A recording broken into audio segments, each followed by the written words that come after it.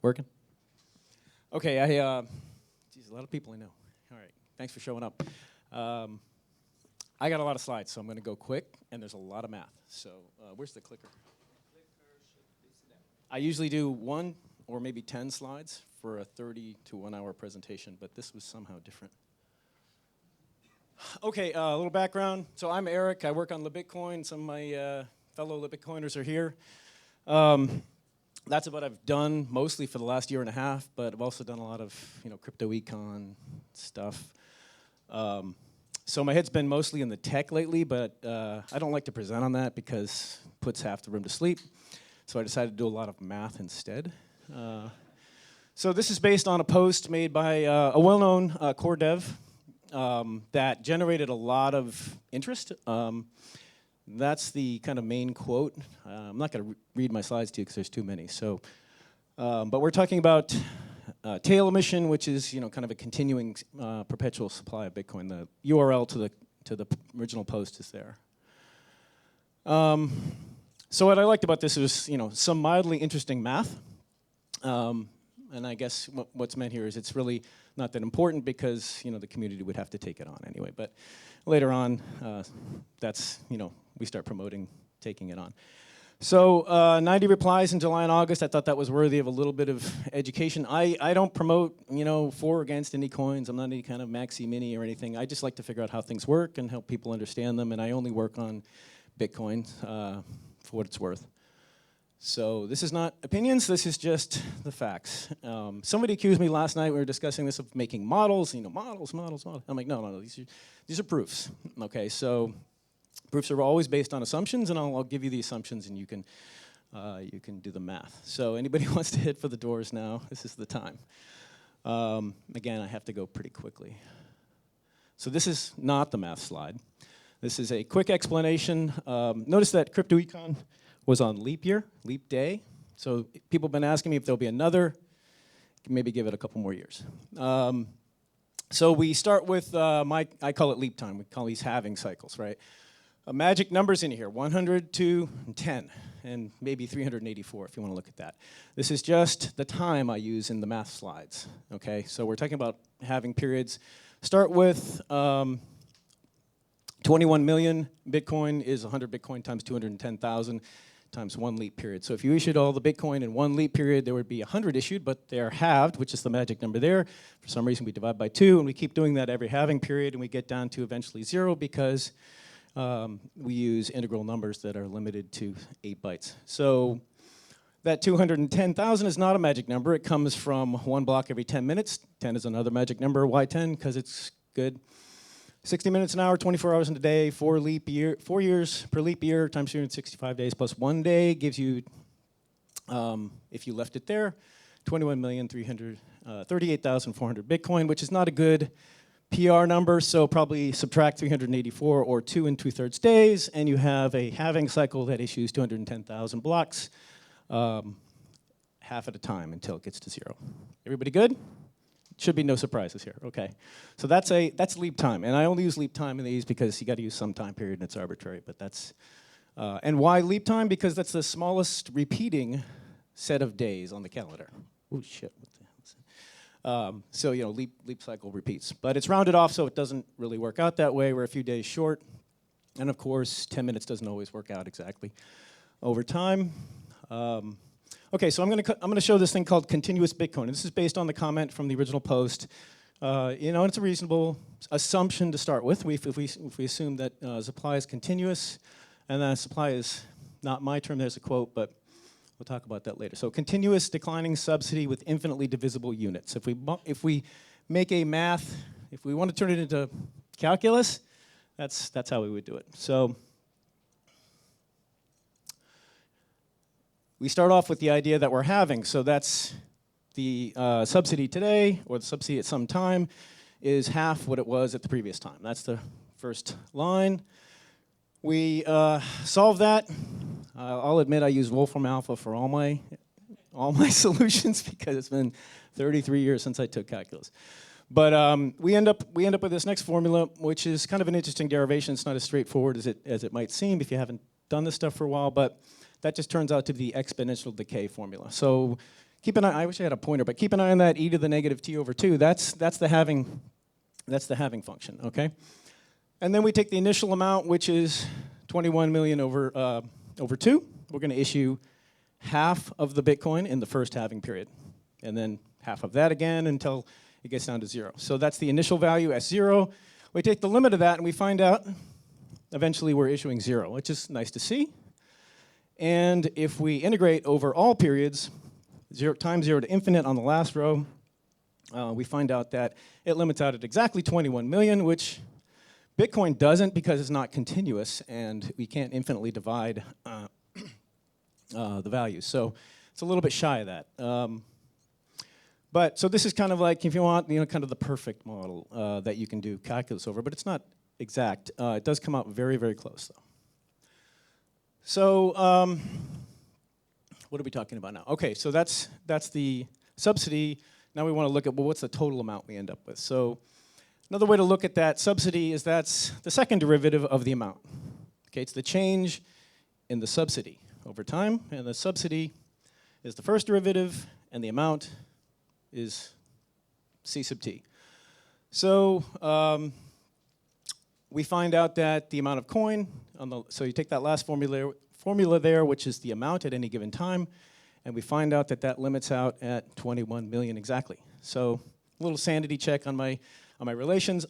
If there's any mistakes in the math, they're mine or Wolfram Alpha's. But I didn't get this from anywhere from anybody. I just scratched my head for a while and I figured this stuff out. So the original post kind of took that first step. There was nothing beyond that kind of exponential relation. So I wanted to just look at what it looks like a little bit more closely. I think people are probably familiar with this slide. Okay, so we have the subsidy declining to 0 over infinite time, and we have the amount climbing to 21 million, and those are graphed by Wolfram Alpha, simple equations, okay? This is just the background. We get to the fun stuff in a minute. This is me taking an Excel spreadsheet and plugging in the actual values for the halving periods and the step function, which is real Bitcoin. That's the orange line. I couldn't change the colors on Wolfram Alpha. I never figured that out. But orange line is Bitcoin, BTC, and the blue line is CBTC. Everybody good so far? Okay, so sorry, by the way, these are halving periods, right, or leap cycles, right? So the reason I chose the lengths is largely because it tends to display the curve better, and you see the effect. Give me a sec.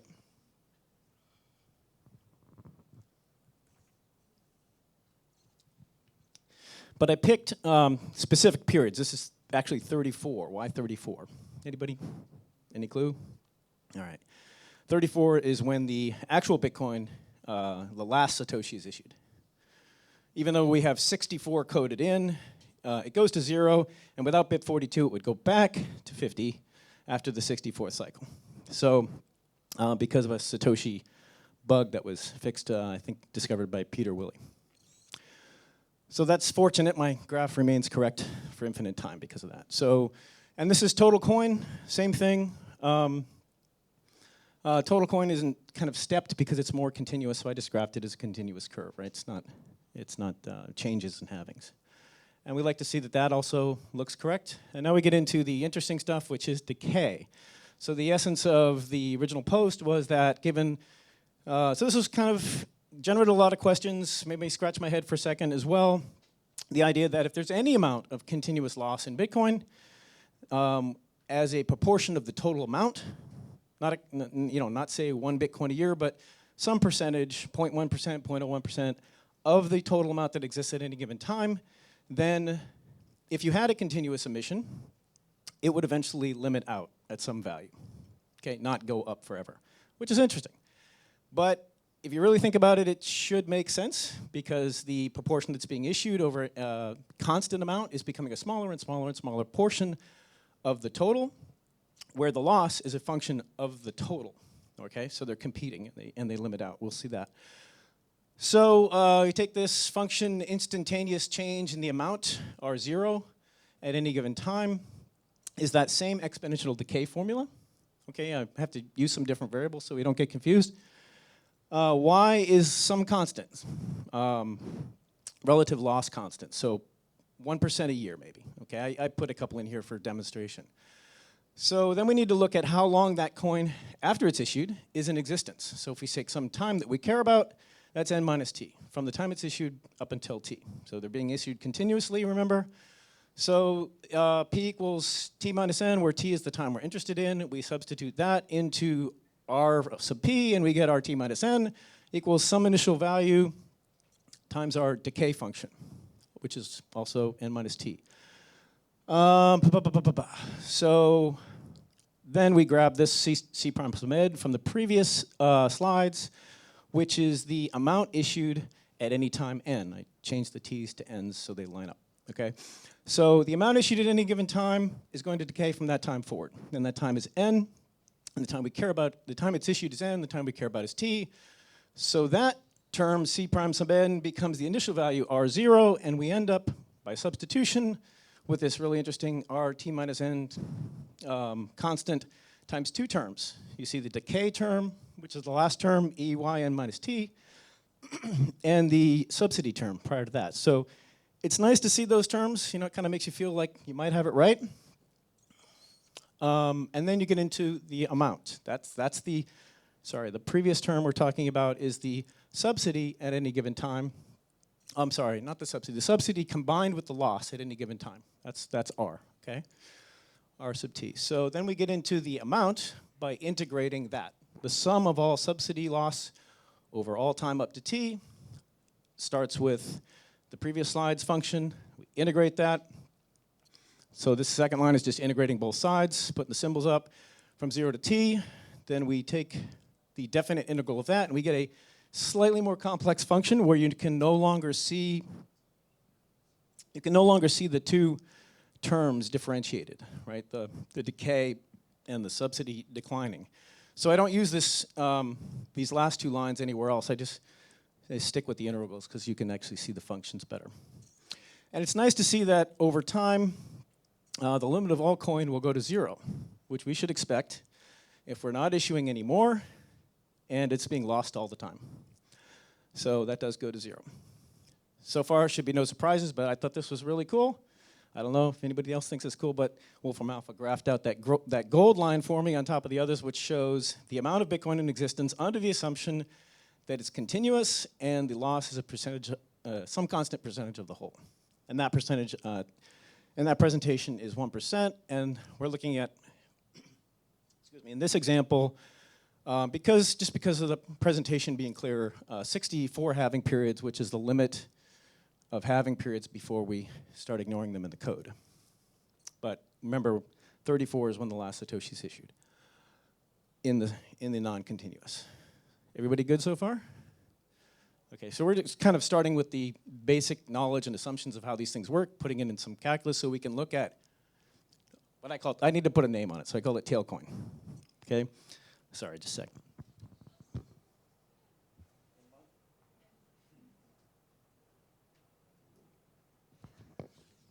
Okay, so the little c is the continuous. All right, so we had continuous Bitcoin, continuous Tailcoin. It's the same as continuous Bitcoin, but with the subsidy frozen at T4. Why did I pick T4? Anyone? That's today. Okay, so it doesn't really matter if you froze it today or tomorrow at the next halving because it's a, it's the same amount no matter. But because it's a continuous function, the amount of subsidy is constantly declining. Remember the step function and the continuous, right? So I'll just point out here that t equals 4 in the continuous function is actually materially higher than it is in the step function. And I'll point that out. It has an effect. Okay. So here we are, continuous Tailcoin. We have a discontinuous function, so there's t from 0 to 4 and from 4 to infinity. Right? We get to this point and we decide to change something, and now we're off on a new coin. So up until t equals 4, it's continuous Bitcoin, and then it becomes different. So you can kind of ignore the t to 0 to 4 things. I don't even bother to graph those out. That's the same as the Bitcoin curve. But when we hit t equals 4, you notice that in the second line, t becomes 4. Okay, so all subsidy from that point forward, from 4 to infinity, t is 4. And same thing when we get to amount. First section is subsidy. Second section is the integral of that, which is amount. And we end up with the Bitcoin function, and then down here we're starting with, so this is a little bit more complicated. The first term is the amount up to that point. Got to add that in. And the next term is the t equals 4, frozen, but subtracting out the first 4 terms because they've been added in as a different function. So we got this discontinuous function which creates this c equals t term plus term. And in both cases, we're only looking at issuance. There's no decay here yet. So we're only looking at 4 and a 4. And there's 1 t in there. And basically, you're multiplying all the times a constant amount. So this is a straight line. If you look at it, there's only one variable. It's a function of a straight line, y equals mx plus b. Nice to see that it actually graphs out as a straight line.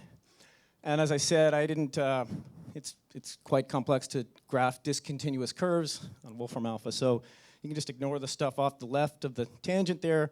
You get to 0.4, straight line. So that's with no loss in either continuous Bitcoin or continuous Tailcoin. That's the difference. I think that's under a 1%. Sorry, no, there's no loss. So this is just freezing at time 4. This is what it looks like. Everybody with me so far? Is this interesting? All right, so original post is right. It's mildly interesting. Nobody's jumping up and down. Okay, we add in decay. It gets mildly more interesting. We're continuous Bitcoin. We have a discontinuous function. We care about t equals 4 and beyond.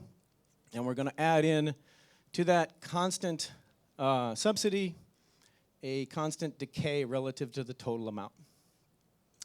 And we take the r function, r of t minus n from before. Again, 0 to 4, 0 to 4, those are the same. Pulled those off from the other slides. The second and fourth row, they're the same as the previous slides. It's the same concept. We've added in the initial four time periods to the new function, which is frozen at time 4. So you see in the first terms here, there's n over 2, n minus 4, 4 over 2, y equals n minus t. So n is when something is issued, and t minus n is the amount of time it's been decaying. So very clearly here you can see in that last line, which is the amount, or in the second line, these two terms, right? We've got over 2, which is our halving function, constantly halving the amount, and y n minus t, and we integrate with respect to n, not t, to get the function of t. So we're adding up all these things that have been issued at time n with decay to get a function of t that tells us how much coin there is at time t based on this amount of decay, based on this issuance and this frozen at time 4 issuance schedule. Good? All right. So this kind of sums it all up. It's gonna be all downhill from here. Notice 1% decay on the first line, 0.1% annual decay. I put approximately because the y term is not what you necessarily might think of as like an annual rate of return or annual percentage rate. It's more like if you have a 1% annual percentage rate loan, it's the continuous percentage rate that you'd be paying. Okay, but it's very close. And to keep things simple, I just approximate what you might think of in your head as a 1% annual decay as 1%. You can pick any number you want, doesn't really matter, the numbers change a little bit. So the limit of that amount function with a 1% annual decay is 51,887,400, okay? So that is what you would compare to 0 in the continuous Bitcoin scenario because it decays to 0. If you want, you can compare it to the 21 million, but that assumes no loss whatsoever, okay? Actually, in continuous Bitcoin, it's 21 million. Step Bitcoin, it's a little bit less.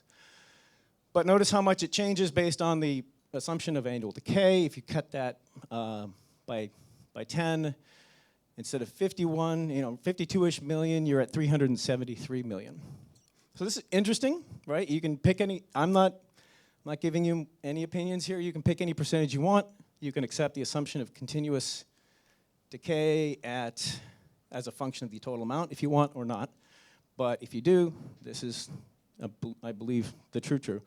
So what this says, the limits are interesting, but I didn't really show the math here, but what this is implying is that for all y greater than 0, all decay that's non-zero, that's continuous, the total is limited, right? So the original post is correct, right? They will limit out. And it's surprising it actually limits out 51 million. You would think it'd be quite a bit higher than that at 1%, but it's not. And what's really interesting is that, bottom line there, the limit is affected by the continuous versus stepped assumption, right? I did the spreadsheet with the step function issuance, and it comes out to 32,156,250. That's the limit under those assumptions. It's a bit of approximation because I can't model in the spreadsheet continuum, and it's hard to use step functions with integrals. So, but it's going to be very, very close to that. And why is it smaller when you use stepped, normal Bitcoin versus continuous Bitcoin? I gave you a clue before. Okay, because Bitcoin issues for the first 4 years 50 Bitcoin per block. Right? Continuous Bitcoin starts out at that rate and declines down. So the initial issuance is much lower, but it has to catch up. So it actually catches up somewhere before the end of the first halving period. That's how big the first halving period is. So what's happening at t equals 4, the issuance is like 50% higher by that time, which gets us up to 51 million. But if you went with the actual issuance at t4, based on stepping the halvings, you end up at 32 million. Now we're only looking at, again, loss versus no loss, apples to oranges, but now we're looking at 50% above Bitcoin. Okay, so time. How long does it take? This is kind of interesting. Okay, so these are halving periods: 1632, 64, 128, 256, 512 for you keyboard nerds. So 16 halving periods is the rest of my life, okay, probably. So that's a lifetime remaining there, about 48 years, and just keep doubling that all along. So you look like a straight line for like the next 50 years. You don't really notice it, but when you get on into 400 years, it really starts to, show. That was kind of the best way I could show, kind of time frames. We're by 2,000 years, it's definitely pegged. All right, so. This is my favorite slide, though. This is apples to apples, okay? So this is, ignore left of the tangent, red. This is continuous Bitcoin, the gold line from the previous slide. Sorry, I couldn't keep the colors the same. And continuous Tailcoin on the top. So, I don't know. I thought it was a cool-looking slide. Mildly interesting math. Everybody with me so far? Wow, this is freaking great. So this is, I've been talking about the spreadsheet I did. This is just some more of that. If you do so the gold line is Bitcoin, the green line is Tailcoin, and the gray lines are without decay. Okay, so the lower gray line is your 21 million. The upper gray line is continuing issuance with no loss, right? So the other two include loss. And they look kind of like straight lines for 48 years from time zero, which is 2009, right? Is this working? There we go. So I just increased it. Double that, 34 periods, which is kind of the end of the Bitcoin issuance schedule. You see green starts to look a little flatter, and then you get to 64, which is the end of the Bitcoin halvings, and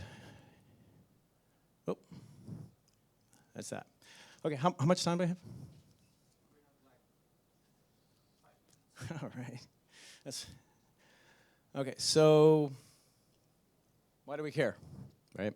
Well, the concern expressed was about declining block reward due to declining subsidy implies lower hash rate. Lower hash rate implies longer confirmation time, which implies lower utility, which implies lower demand, which lower demand implies lower reward, et cetera, and it's a death spiral. That's kind of why this has been raised.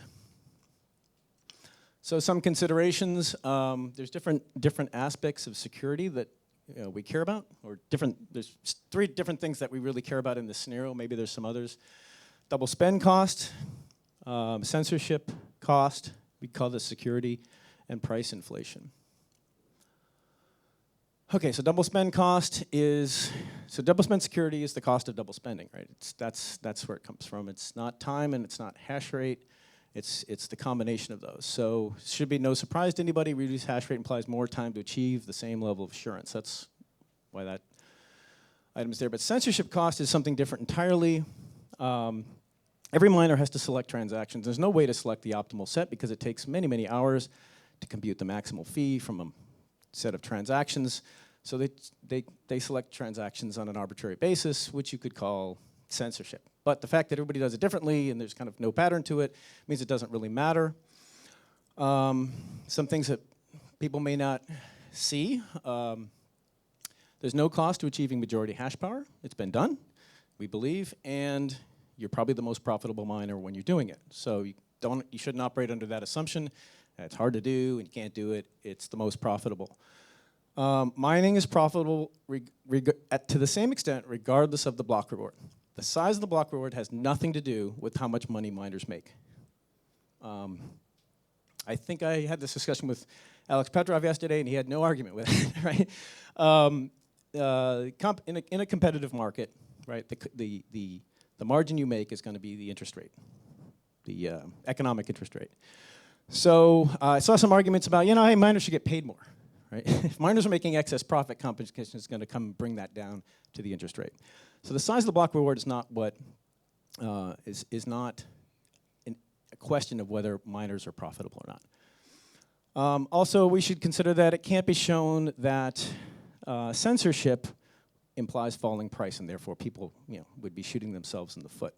Censorship may even lead to increased price because bring in a Fed coin, censor everything, tell everybody it's all good, all the big banks get involved, and we have Bitcoin hyper-Bitcoinization, and the price goes up.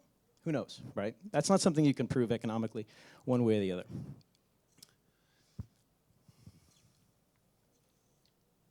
So censorship resistance is a function of somebody paying miners to mine transactions illegally in the face of censorship, including in the face of a 51% attack where the censor may be not mining on anybody else's blocks, right? So the way we pay miners to mine transactions they're not supposed to mine is through fees. And that's important because fees are anonymous. You can pay them otherwise, you can pay them on the side, but having integral fees makes it anonymous. Anybody can grab them. Now, the fees have to rise above the kind of going rate for censored transactions in order to pay those miners. Otherwise, they're just going to mine censored transactions, right? Why would I take the risk? So the difference between the going fee rate on censored transactions and the fee that people are willing to pay to get their black market transactions mined is what pays miners to do it when it's not allowed, potentially increasing their hash rate above that of the censors and getting those transactions confirmed. This is not a new idea. It's, if anybody read my book, it's in there. I've talked about it for a long time, but this is the basis of censorship resistance. So when it comes to subsidy, the censor earns the same subsidy that the non-censor earns. It does not contribute in any way to censorship resistance. Doesn't hurt, doesn't help, and I know I'm getting short in time. So without fees, there's no necessary cost to censorship. Of course, fees can be paid off chain, but we have integral fees regardless of where the subsidy is set. So, sorry. I have to skip some ideas here. I think that's a duplicate. No, sorry. So, talked about that. As long as the model exists, censorship resistance is feasible. Hash rate, average fee, subsidy value, none of these are measures of resistance, right? It has to be a differential between certain transactions and other transactions that can only exist in fees. So, okay, we talked about that. I got like 2 more slides here. I think that's a duplicate of this. Yep. Okay. So it's not a this is probably the most important idea, which I saved at the end and figured I'd run out of time on. But now I have to talk about subsidy is a misnomer. Nobody is subsidizing miners. The fact that you have gold is not a subsidy to gold miners, and the fact that you have Bitcoin is not a subsidy to Bitcoin miners because there's this thing we call the the block subsidy. There's a lot of misnomers in these things. They're casual terms, right? But a miner is paying market price for every coin he mines. It's no discount. Right? He pays full price no matter what the subsidy is. He's still paying full price for every coin, which means what he's creating has no effect on price. How can it lower price if he's paying the market price, right? Important idea to consider. I didn't leave nearly enough time to discuss it, and I know it's probably the most interesting topic for you guys. Signage is what creates price inflation, and there's no signage in a market-produced money. There's no signage in gold. There's no signage in Bitcoin, but Bitcoin is different than gold because as price of it rises, the cost of producing it rises equally. Gold, as price rises, I'm just using gold as euphemism for everything, right? As the price of making anything the price of anything rises, you can kind of assume the cost of producing it has remained the same. There's no reason for you to assume that has changed. So in real terms, price rises, cost same, excess profit. Competition, undercutting price, bring price back down. And that's what people assume happens in Bitcoin. That does not happen in Bitcoin because price rises, cost of producing rises, there's no way to bring that back down. Demand only determines the price, not mining, okay? Okay. If you want to take a look, there's a really interesting comment in a section on Mises where he makes an obvious error, which has probably led to the propagation of this theory that all production is price inflationary. He says all commodities, right? You could say all production. The outcome of the joint effect of the coincidence of these two processes is independent of each other. So he's trying to explain why we don't see price inflation in something like gold or houses or whatever, right? In real terms, production of more, why doesn't it happen? He's saying it's a coincidence, right? But it always, he's saying it always happens, but it's just a coincidence. These are unrelated, So that, probably deserves closer scrutiny. What he failed to recognize is that the reason state money, which he's trying to denigrate in this discussion, exhibits price inflation is because it's created under monopoly control. No competition can come in and create more and undercut that price and bring it down to the 20 cents it costs to make a $100 bill. Okay? When you have monopoly pricing power, you can charge what you want. And that is a subsidy. Okay, the link to the topic on that is on the bottom of the slide there. That's a whole discussion in and of itself. I think it's my last slide. Nope, that was it. Okay, I'll skip the supply-demand relation, which is an important discussion. I'll be around for a while. Bet the party, whatever. No, there's no more party. Speakers, okay. Thank you. Thank you, Eric.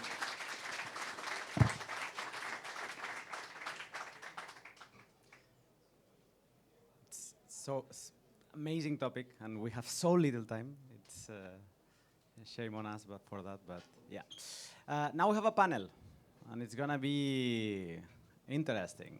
So yeah, Aaron is gonna be moderating, and I know Daniel is in. And I'm gonna switch over this.